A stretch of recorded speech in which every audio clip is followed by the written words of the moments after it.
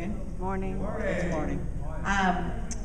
Well, it is really a privilege to be with you guys today. Last visit I came home, I wasn't able to be here Sunday morning. And so I'm really excited to be here. I was able to go to the first service. And I see some people who were over there and are over here too. I want to just start with just talking about really what the importance of a team is. A team is a word that has been becoming part of my vocabulary a lot this year, having joined Pioneers and them encouraging us to work in team. And that has been in a lot of different ways. Not only is it just us down in Mexico, but there are people here who have financially given to the work down there. There are people here who have made videos so that the word can get out more about what's going on. You guys, all of you here, have a part in what's going on in Mexico.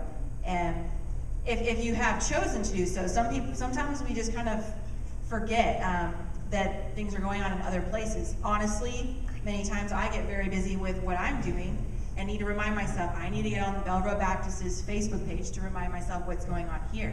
And so for both of us on both ends of the team, we have to make an effort to be a part of each other's lives as we're very far apart. What's been going on in Mexico, I'm looking out, I don't see anybody who I don't know. So I'm not, I guess, just if you guys don't know, I am a missionary to the deaf in Mexico. And I've been down there for 10 years. So that's what I've been doing. And this year has really been a lot of things. And it's hard to define exactly a specific thing, but I'm finishing my teaching degree, and through working and getting a school started is kind of what's coming out of that, is really just getting to know a lot of different people. And we get to know people in just daily life. God led me to a church of hearing people a few years ago, and past week I was at a baby shower for one of the ladies in the church, and talked to a guest at the shower I had never met before from another church, and she works in special education and would like to help with that. And so what I found is that sometimes we get in our little box and we think, okay, I'm a missionary and I need to focus on working at church and doing things, but you know what? Actually, daily life, every day God gives me an encounter with somebody in some way that all of a sudden go, that person is a part of the piece of how this could work.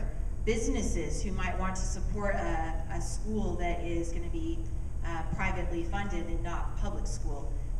And so business owners. Just any person you can imagine, even thinking about here and you guys. There's retired, there's business owners, there's prayers.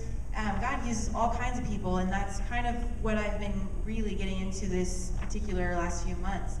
And so my school project was, this last class, was to develop a program for some problem in the school. And so my classmates and I, one's a lawyer and one's a teacher, the three of us work together, and we are working together, it's not going to finish soon, to develop a program for being able to have a school for the deaf that's credentialed. This year I'm going to be teaching a junior higher in the public, and actually he's in a private school. There's just a lot of different little things that God is doing. When one of your former students is making poor choices in life, and there's those times where you just got to call her up and get together and offer her an out. There's always a way out of things that are going wrong in your life.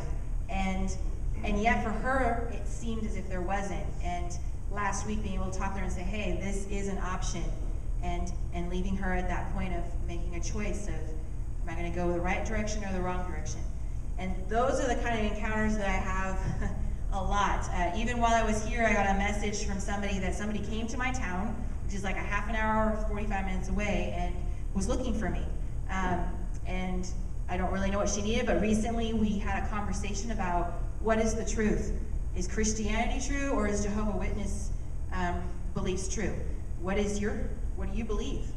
Because she had been attending the Jehovah's Witness church for a long time, but also had been in the Christian church.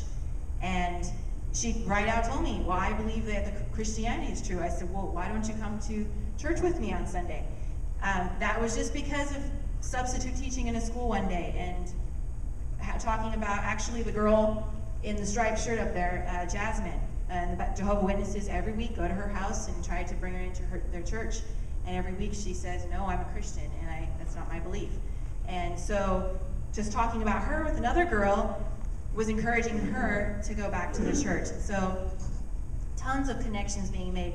The kid in the hoodie on the end, the blue shirt, Isai, has had to leave Rancho Sordomudo, has not been in school, but there is a new school that's starting. And you know, divorce is really bad, but the benefit for him is his dad lives in Ensenada and his mom lives in San Quintin, where we met him.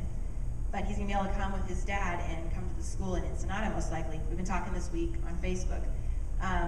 And he wants to do things with his life. He just can't live in a boarding school like Rancho Sordomudo was. Noel also, he's finished school pretty much, and he would like to come live where in Ensenada there's a community. And because we went and visited him and just hung out for the day and had tacos, we were able to meet his mom and him and talk about how we could get him to be able to live where he could get a job and interact with other deaf people. And so that's really what's been going on the last couple months. It's crazy, lots of driving, lots of traveling, but that's where I believe that God has me in every moment of the day. You just kind of go, okay, what am I doing today? You get a call? Okay, that's what I'm doing today. And so thank you all so much for how you have been a part of that. And if you would like to do something else, be a part, or you're not receiving a newsletter, just let me know after the service. Thank you.